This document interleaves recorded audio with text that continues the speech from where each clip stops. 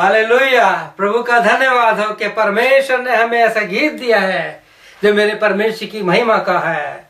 आता हूँ सलीब के पास, मैं हूँ अंधा लाचार।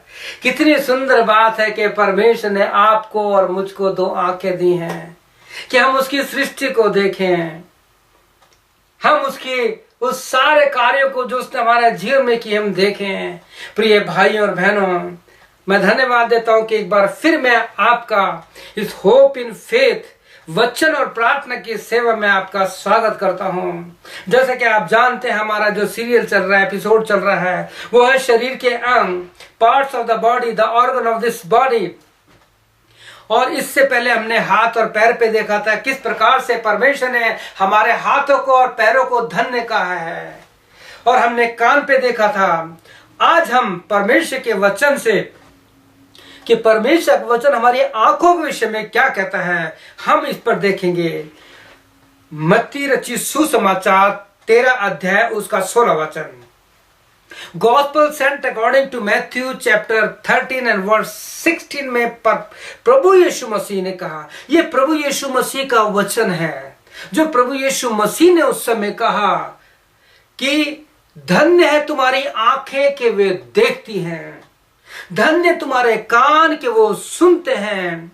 आंख और कान का बहुत आपस में संबंध है, बहुत नजदीकी संबंध है। प्रिय भाई और बहनों, परमेश्वर ने हमें ये दिया है कि हम अपनी आंखों से परमेश्वर की सृष्टि को देखें। भजनकार कहता है कि मैं अपनी आंखें पर्वतों की ओर लगाऊंगा, मुझे सहायता कहां से मिलेगी? मुझे सहायता परमेश्वर से मिलेगी। प्रिय भाई और बहनों, वो अपनी आंखें सर की ओर लगाता है। हम धन्यवाद देते हैं परमेश्वर वचन के लिए कि पौलुस ने रोमियो में बहुत सी बातें लिखी है। कहता है अपने शरीरों को प्रभु को दे दो। इब्रानियों 12:2 में कहता है उद्धार के कर्ता सिद्ध करने वाले यीशु को देखते रहो। प्रिय भाई और बहनों, आज समाना ऐसा आ गया है कि लोगों की आंखें संसार की चकाचौंध में हो चुकी हैं। आज जो मैं आपके साथ आंखों के विषय में बांटना चाहता हूं, उसके विषय में हम जानते हैं कि परमेश्वर ने किस प्रकार से हमारी आंखों को धन्य कहा है। कहता है धन्य तुम्हारी आंखें जो देखती हैं और धन्य तुम्हारे कान जो सुनते हैं। यदि अय्यूब की पुस्तक द बुक ऑफ जॉब उसका 31 and 1 वर्ष पढ़ेंगे तो वहां पे अय्यूब कहता है I have an covenant of with my eye. कहता है मैंने अपनी आंखों के विषय में एक वाचा बांधी है, मैंने अपनी आंखों के विषय वाचा बांधी है, फिर मैं क्यों संसार की बातों को देखूं? क्या आपकी आंखें अर्पित हैं? क्या आपने अपनी आंखों को परमेश्वर के लिए अर्पण किया है? प्रिय भाई और बहनों, अगर हम पवित्र शास्त्र बाइबल में अगर लूका उसका 19 अध्याय 1 से 10 पढ़ेंगे तो वहां पे एक ऐसे व्यक्ति के बारे में है जो टैक्स कलेक्टर है, और जब उसने यीशु के बारे में सुना, जब उसे यीशु के बारे में पता लगा, अगर उसके कान नहीं होते तो हो सकता था जक्कई का वर्णन बाइबल में नहीं होता लिखा। जब उसने प्रभु यीशु मसीह के बारे में सुना तो उसने देखने की इच्छा की और वो दौड़ने लगा और इस बात की खोजबीन की कि यीशु किस मार्ग से जाएगा। और आप इस अध्याय को जानते हैं कि वो यीशु को देखने के लिए पेड़ पे चला गया। लेकिन क्या हुआ?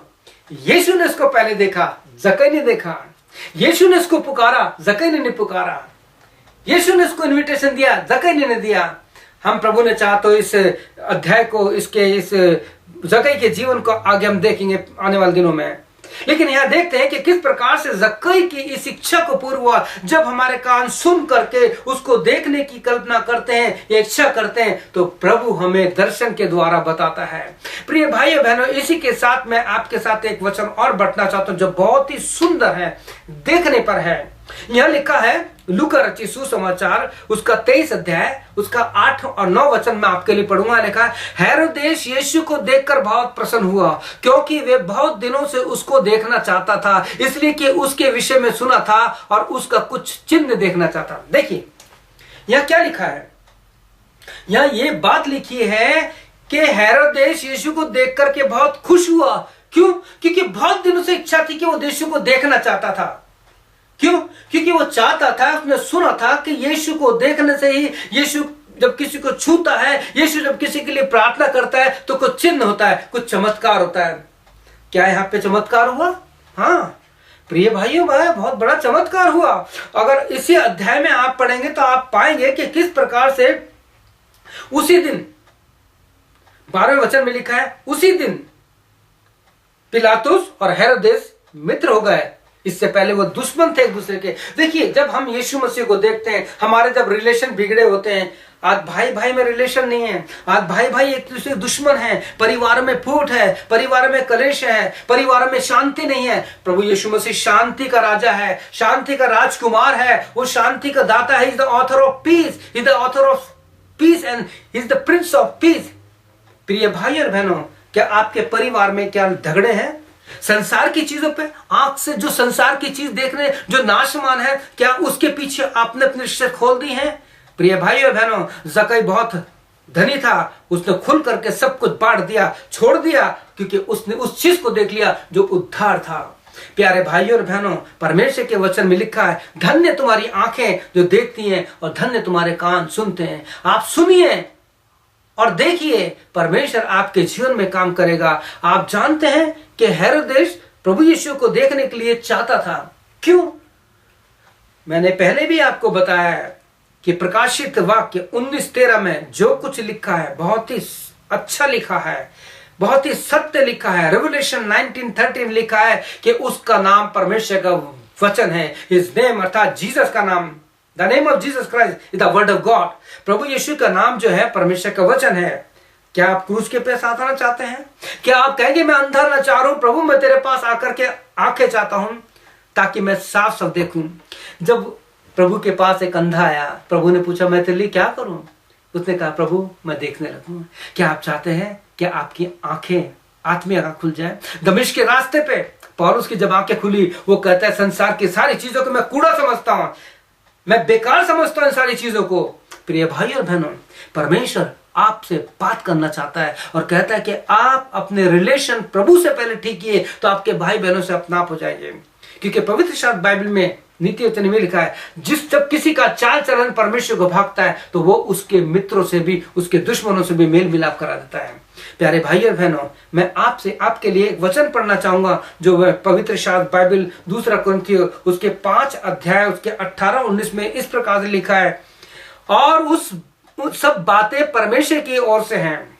जितनी भी बातें हैं सब परमेश्वर की ओर से है, जिसने मसीह के द्वारा अपने साथ हमारा मेल मिलाप कर दिया। प्रभु यीशु मसीह के द्वारा हमारा स्वर्ग से, स्वर्गीय आशीषों से, परमेश्वर से हमारा मेल मिलाप हो गया, रिकंसिलिएशन हो गया हमारा। और हम आगे पढ़ते हैं कि मेल मिलाप की सेवा परमेश्वर ने हमें सौंप दी। प्रिय भाइयों बहनों, पवित्र शास्त्र बाइबल यीशु ने कहा धन्य जो मेल मिलाप कराते हैं क्योंकि परमेश्वर के संतान कहलाएंगे।